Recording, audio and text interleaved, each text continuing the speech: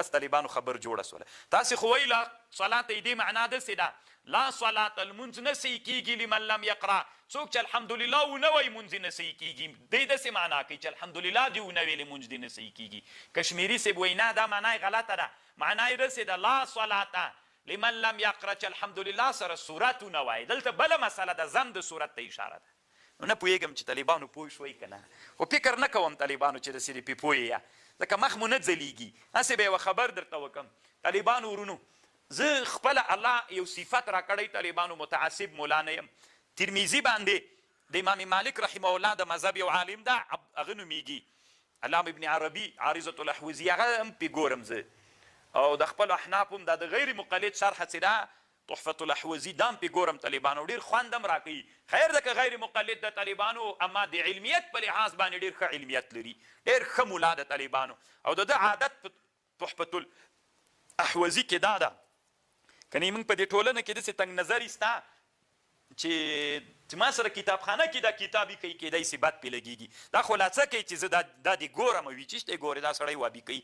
نه طالبان داسې به نه کوئ.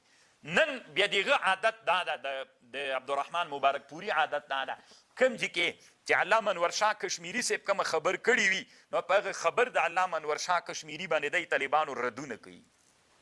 نو نن بحث کې طالبانو بیخي ځان نه ده پې پوی کړی، لکه دا یو علمي بحث ته چې کشمیري صاحب کړی ده، بیا چې رد پې وکړي بیا به نوري صاحب بیرته له ده نه وار اخلي. خو طالبانو هېڅ هم نن باب کې نه دي ویلي، هېڅ هم نه وایي چې انور شاه کشمیري خو یوه بله خبر کړې ده، هغه خبره او دا ډېره علمي خبر ده. ګوره دوی داسې معنا کوي لا صلات لمن لم یقرأ، مونځ نه صحیح کېږي دغه چا چې الحمدلله ونه وایي. رښتیا هم ګورې که دا یې معنا سي بیا یو قسم موږ ته هم په زړه کې شک پیدا کېږي چې دا خو مطلق راغلی که نه. نو دی څه وایي انور شاه صاحب چې نه دا یې معنا نه ده، معنا یې دا ده لا صلات د هغه چا مونځ نه صحیح کېږي چې الحمدلله سره صورت ونه وایي. دا صورت ویللو سره دا لازم دي، ضم د صورت واجب ده، له دې حدیث نه دا معلومیږي. نو بیخي دې ته زه نو نه پوهېږم چې مبارک پوري رحمه الله طالبانو په دې پوه شوی چې دلیل ډېر خوندور د ځان یې غلی کړی او که ډېره سخته د خبره طالبانو پې پوه شوی نه ده. زه تیویلي څادر په سر واچوه د دې کوڅې کې داسې پټ غلی تېر سه. نو والله اعلم طالبانو چې د ده څه مقصد ده. خو طالبانو ورونو علامه انور شاه کشمیري رحمه الله چې دا خبر کړی او دلته دی حدیث کې یو ټکی بلم راځي لا صلاة لمن لم یقرأ بفاتحة الكتاب فصاعدا، غیر له ټکي د فصاعدا نه دا معنا ورکوي، او که فصاعدا سی سره طالبانو بیا خو بیخي هم دا معنا ورکوي، غیر له غنم دا معنا ورکوي. انور شاه کشمیري صاحب وایي د دې حدیث څه معنا ده؟ کان یقرأ فی الفجر ب60 الی 100.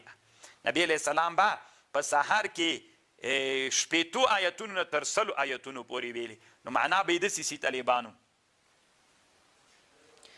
ګوري طالبانو نبی علیه السلام به ویلي د سهار په منځ کې له شپېتو آیتونو نه تر 100، یعنې له الحمدلله سره به یې شپېتو نه تر 100 آیتونو پورې نور هم ویلې، داسې معنا یې راځي. اگر چې بیخي الحمدلله دلته سته ده نه طالبانو ګوره دا حدیث ته کان نبی علیه السلام چې یقرأ بالفجر ویلې به د سهار په منځ کې ب60 الی 100، یعنې شپېتو نه نیولې تر 100 آیتونو به یې ویلې. دا به تنا ویلې طالبانو که بل چې به یې ورسره ویلې، یعنې الحمدلله سره به یې دا ویلې، لکه د ضم معنا سوله. بیخي ډېر خوند یې کړی طالبانو، سخت خوند یې کړی. خو دا خبره کشمیري د چا نه نقل کړې؟ علامه ابن القیم نه طالبانو. علامه شیخ الاسلام ابن تیمیه او شاګرد تېر سوی علامه ابن القیم نومیږي. طالبانو د افغاني ټولنه کې یا د موږ د پښتنو افغانستان او پاکستان ټولنه کې علامه شیخ الاسلام ابن القیم سره د خلکو ډېره ورانه ده طالبانو. بعضې علماو حتی هغه علما چې دوی نه نقلونه کوي په هغوی باندې دوی ردونه کوي. نو طالبانو کشمیري صاحب دلته خو یې نه دي کړي. کشمیري صاحب چې کوم کتاب جوړ کړی مخکې مې درته وویلې چې فصل الخطاب په مسأله د ام الکتاب کې هلته علامه انور شاه کشمیري صاحب د هغه نه نقل کړی له بدایع د ابن القیم 2 کتابه دي طالبانو، یو بدائع الفوائد د وړکی یو جلکی کتاب ده، یو البدایع ده.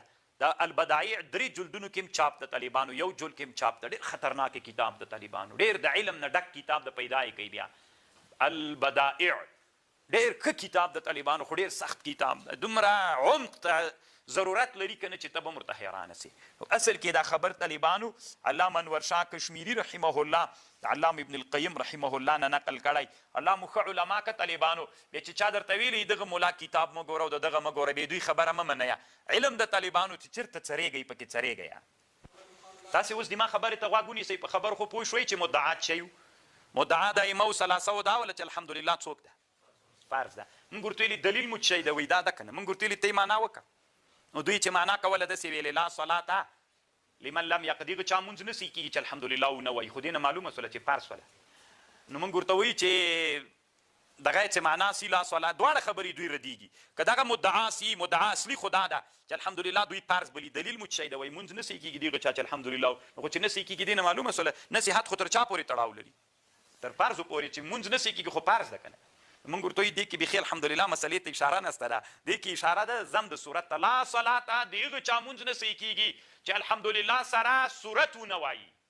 دې ته اشاره تاسې مسلې ته بیخي اشاره نه ده. او دویمه مسله تاسې وایي قرات خلف الامام واجب ده لکه امام شافعي صاحب وایي که دلیل مو څه شی ده دا موږ وایي دا بیخي الحمدلله ته اشاره نه ده. دې حدیث کې دې کې زم د صورت ته اشاره ده. امام شافعي صاحب تا خبره بیخي څوک شوله لاړله طالبان. تاسې په خبر پوه شو. اوس وایي طالبانو چې دیوبندي علماو حنفیت ته خدمت کړی. طالبانو دوی وایي د دیوبندیان چې را پیدا سوي دي دوی اصل کې وایي دیوابیانو طرف ته حنفي مذهب ورنږدې کړی ده. طالبانو اصلي دیوبند علماو خدمت دا کړی ده چې د قرآن او د حدیث سره حنفي مذهب طالبانو داسې میکس کړی غوندې ده. یعنې طالبانو کومې اراوې چې د احنافو دي طالبانو هغې ته دلایل راوړي دي هغه دلایل په خپل هغه کې راوړي. څومره لوی ده هېڅ چا هم طالبانو دا دلیل نه دی ویلی. د دیوبند علماو کې علامه انور شاه کشمیري رحمه الله لیکلی طالبانو.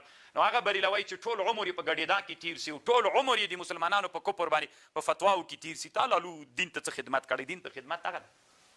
طالبانو معترض اعتراض کوي وي تاسې احناف وایي نو خو دې حدیث چې معنا هم دغسې وکړه نو بیا قرات خلفلې دغه الحمدلله ته هېڅ په حدیث کې اشاره ونه سوله.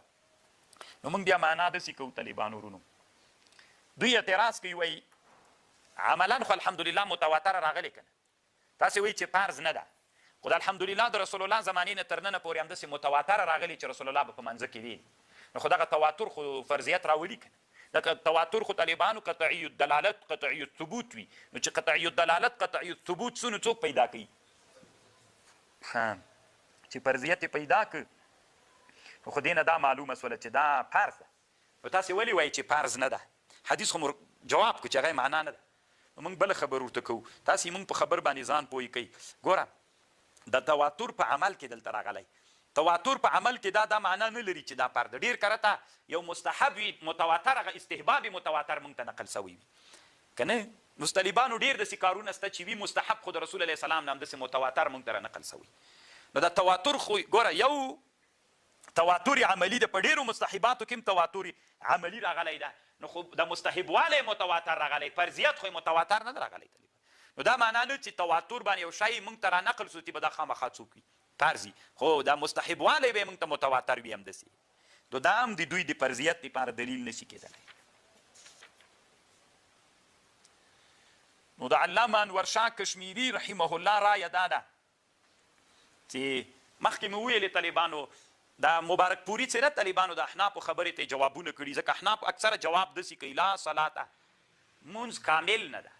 نو کشمیري د کمال معنا رد کړي. دلته وایي نفیه د صحت دپاره ده. نفیه د چا خو طالبانو هغه نور بېچرهګانو چې لا د نفیه د کمال دپاره بللې معنا ترې ورکه وه. کشمیري صاحب وایي لا دپاره د نفیه د صحت دپاره ده. نو چې لا د نفیه د صحت دپاره سي بیا خو طالبانو معنا یې بله معنا ده. نو کشمیري صاحب دلته چې کوم تحقیق کړی د علامه بنوري رحمه الله ترنه نقل کوي. خصم خو داسې وایي چې الحمدلله په مانځه کې فرض ده. موږ وایي فرض نه ده. وي دا حدیث څنګه کوي؟ موږ ورته وایي دا حدیث دی د لا د نفي د صحت دپاره ده لکه تاسې چې وایئ. موږ هم د نفي د صحت دپاره بلو خو موږ داسې معنا تاسې داسې معنا کوئ مونځ نه صحیح کېږي چې څوک الحمدلله ونه وایي. موږ وایي دا معنا یې غلطه ده. معنا یې داسې ده مونځ نه صحیح کېږي چې الحمدلله سره صورت ونه وایي. تاسې په خبره پوه شوئ طالبانو جوړه شوله. دوی ویل الحمدلله ونه وایي موږ وایي نه داسې نه وایي. دا یې داسې مطلب ده چې الحمدلله سره صورت ونه وایي معنا یې نه صحیح کېږي. موږ وایي زم د صورت ته اشاره ده. دوی وایي نه الحمدلله ته مې لازم په قواعدو بحث وکړو. په قواعدو هم چې بحث وکړو طالبانو ترې ومو ګټله.